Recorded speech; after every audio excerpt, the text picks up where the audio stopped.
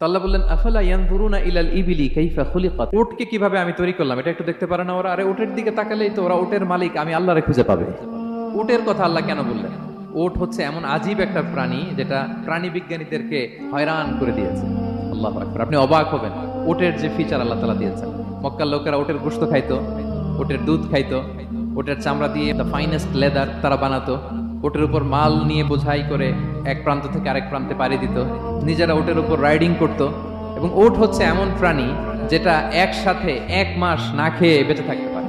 1 মাস পানিও খাওয়া লাগবে না, খাবারও খাওয়া লাগবে না। প্রাপ্তবয়স্ক একটা উট একসাথে 200 লিটার পানি খেয়ে ফেলতে পারে।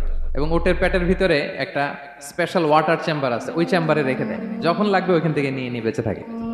1 মাস না খেয়ে বেঁচে থাকে কি করে? উটের পিঠে দেখবেন একটা কুজ আছে, এই পুরো কুজটা হচ্ছে চর্বির আধার। উটের যখন খাবার থাকে না মরুভূমিতে, মাসের পর মাস যখন চলে, ওই চর্বি থেকে এনার্জি নিয়ে সে মরুভূমিতে চলে, সে না খেয়েও বাঁচতে পারে। আমাদের চোখের মধ্যে যেমনি একটা পাপড়ি, এরকম এক পাপড়ি দিয়ে উটকে আল্লাহ বানায় নাই, ডবল লেয়ারের পাপড়ি দিয়েছে। কারণ মরুভূমির মধ্যে চলতে পথে লু হাওয়া থাকবে, মরুভূমির সাইমন, বালুর ঝড়, এই ঝড় মোকাবেলার জন্য, লু হাওয়া মোকাবেলার জন্য ডবল লেয়ারের চোখের পর্দা। একটা পর্দা ফেলে রাখে আর একটা খুলে সে হাঁটতে থাকে, তার কিছুই হয় না। সুবহানাল্লাহ। আমাদের 98 ডিগ্রি ফারেনহাইটে স্বাভাবিক তাপমাত্রা, তাই না? 99 ডিগ্রি হলে আমাদের জ্বর, 100 ডিগ্রি হলে জ্বর, 101, 2 সর্বোচ্চ আমরা সহ্য করতে পারি। এর বেশি যদি হয় 103 ডিগ্রি হলে বেহুশ হয়ে যায় মানুষ। 4 ডিগ্রি হলে আমাদের দেহের ভেতরে যে কোষগুলো আছে এগুলো মরে যায়। কিন্তু একটা উট মরুভূমির তাপমাত্রায় প্রতিদিন 104 ডিগ্রি 5 ডিগ্রি তাপমাত্রা সহ্য করে খুব স্বাভাবিক উট চলতে পারে, তার কিছুই হয় না।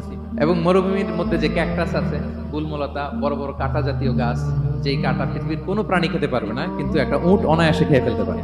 উটের জিহ্বাকে এবং পাকস্থলীকে আল্লাহ এমন স্পেশালি মেড করেছেন, যত কাঁটা দিবেন খেয়ে সাবার ওর কিছুই হয় না। সুবহানাল্লাহ।